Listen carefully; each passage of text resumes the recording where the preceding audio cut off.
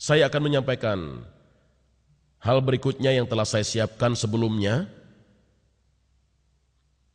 dan membicarakan mengenai saksi-saksi.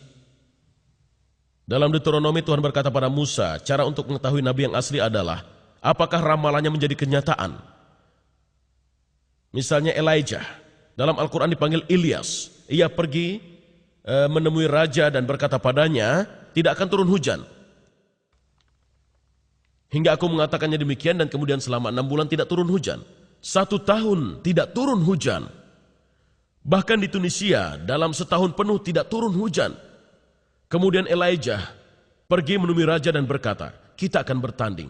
Dan mereka pun pergi ke Gunung Karmel dan melakukan pertandingan tersebut. Dan sang raja pun kalah. Dalam Al-Quran disebutkan bahwa Ilyas telah memperoleh sebuah kemenangan yang indah. Namun kemudian Ilyas berlutut pada raja dan Ilyas berdoa memohon hujan dan hujan pun turun. Elijah adalah saksi pertama ketika ia berkata tidak akan turun hujan hingga aku mengatakannya demikian. Ia adalah saksi pertama. Contoh lainnya adalah Isaiah 750 sebelum Masehi. Pada saat itu kaum Yahudi diasingkan dan Isaiah meramalkan bahwa kaum Yahudi akan dikirim ke pengasingan.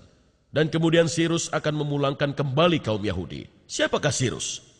250 tahun kemudian Sirus, Raja Persia yang menyembah berhala, memulangkan kaum Yahudi kembali ke Israel. Kembali ke Palestina. Dan di London terdapat silinder Sirus yang mengisahkan tentang cerita tersebut. Jadi Anda dapat menanyakan sebuah pertanyaan, apakah Yesus menepati ramalan-ramalan? Apakah Yesus melakukan mukjizat? Apakah Yesus membuat ramalan-ramalan?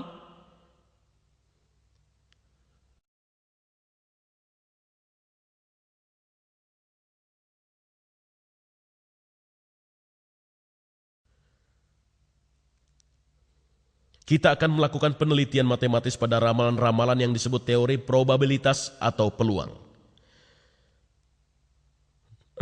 Dan kita akan menghitung kemungkinan ramalan-ramalan tersebut dapat menjadi kenyataan dengan hanya kebetulan. Suatu contoh dari hal ini adalah, misalkan Dr. Naik mempunyai 10 kaos dan saya tahu dia mempunyai sebuah kaos merah. Dan saya berkata, besok ia akan memakai kaos merah. Dan besoknya dia memakainya. Jadi kemudian saya berkata, saya seorang nabi. Semua teman saya berkata, tidak, hal itu hanya kebetulan. Misalkan Dr. Samuel Norman, beliau memiliki 2 pasang sepatu dan sepasang sandal. Keesokan harinya saya meramalkan kaos yang dipakai Dr. Naik, dan saya meramalkan bahwa Dr. Samuel Norman akan memakai sandalnya. Dan Dr. Sabil Ahmed memiliki 5 topi, dan saya berkata beliau akan memakai sorbannya. Kemungkinan-kemungkinan apakah yang saya miliki sehingga semua hal ini benar dengan hanya kebetulan? Sudah.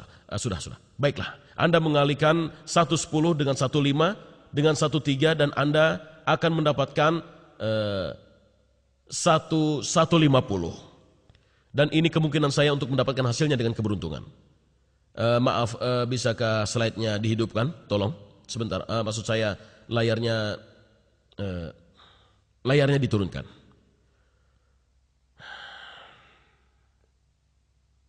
Baiklah, waktu terus berjalan dan kita akan membahas tentang 10 ramalan. Dan kemudian satu lagi yang tidak akan kita hitung karena kita ingin membuktikannya.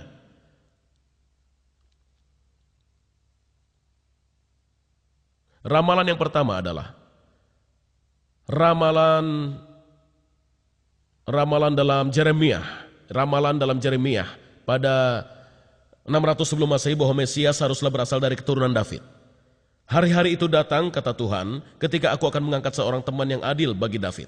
Seorang raja yang akan memerintah dengan bijaksana dan melaksanakan apa yang adil dan benar di negeri tersebut, dan ia akan dipanggil Raja Yehowa atau keadilan. Dan kenyataannya terjadi pada bulan ke-6, malaikat Gabriel diutus Tuhan kepada Mary. Malaikat Gabriel pun berkata kepadanya, janganlah takut Mary, lihatlah engkau akan mengandung dan melahirkan seorang anak laki-laki. Dia akan dipanggil Yesus, dia akan menjadi hebat dan akan disebut putra dari yang maha tinggi. Dan Tuhan akan memberikannya tahta ayahnya David dan kerajaannya akan abadi.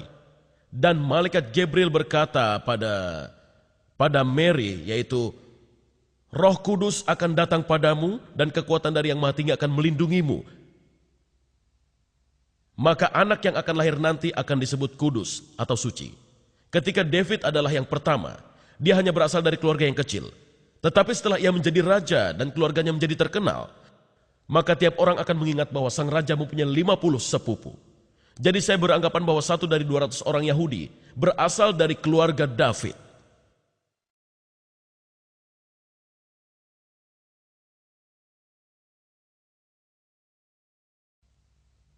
Ramalan yang kedua adalah pemimpin abadi akan dilahirkan di Bethlehem.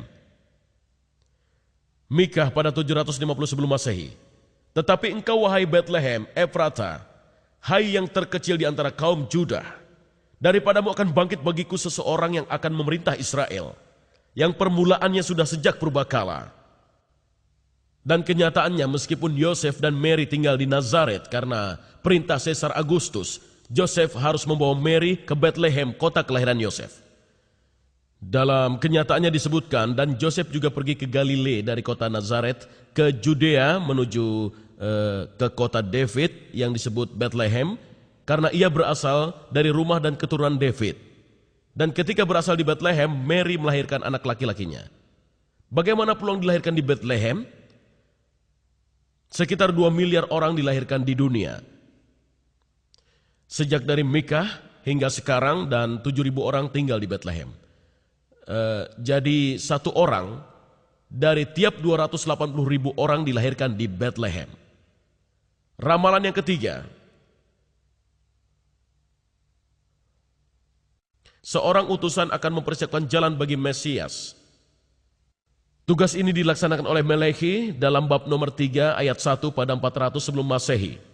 Lihatlah aku menyuruh utusanku supaya ia mempersiapkan di hadapanku. Dengan mendadak Tuhan yang kau cari itu akan masuk ke baitnya.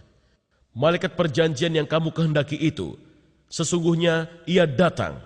Firman Tuhan semesta alam.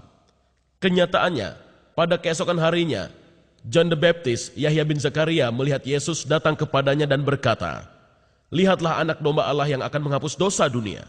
Dialah yang kumaksud ketika kukatakan, kemudian daripadaku akan datang seseorang yang telah mendahuliku, sebab dia telah ada sebelum aku. Dan di Al-Quran juga ada, yaitu di surat Ali Imran ayat 39-45, ketika surat itu menyebutkan bahwa Yahya akan datang menyaksikan kebenaran firman Tuhan, yang namanya adalah Yesus Kristus, putra dari Mary. Berapa banyak pemimpin yang memiliki seorang pendahulu? Memang sulit disebutkan. Saya menetapkan 1 orang dari 1.000 orang adalah pemimpin yang memiliki pendahulu.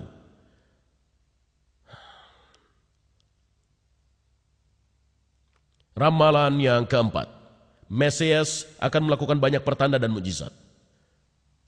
Dalam Isaiah 750 sebelum Masehi kita membaca, katakanlah kepada mereka yang sedang ketakutan hatinya, kuatlah dan jangan takut, Tuhanmu akan datang.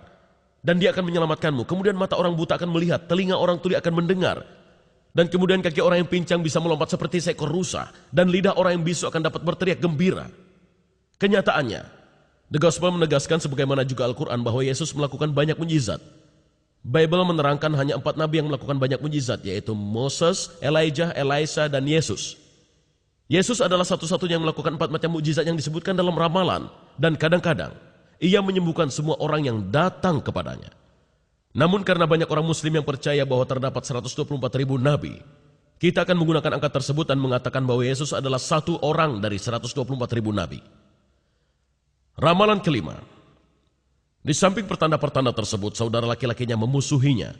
Dalam syair David pada 1000 sebelum Masehi, ia berkata, aku telah menjadi orang asing bagi saudara laki-lakiku, seseorang yang asing bagi putra ibuku. Dan John memberikan kenyataannya. Lalu saudara laki-lakinya berkata kepadanya, pergilah dari sini dan pergilah ke Judea, karena saudara laki-lakinya tidak percaya padanya. Pertanyaan yang muncul, 1 dari berapa banyak pemimpinkah yang mengetahui bahwa keluarganya memusuhinya?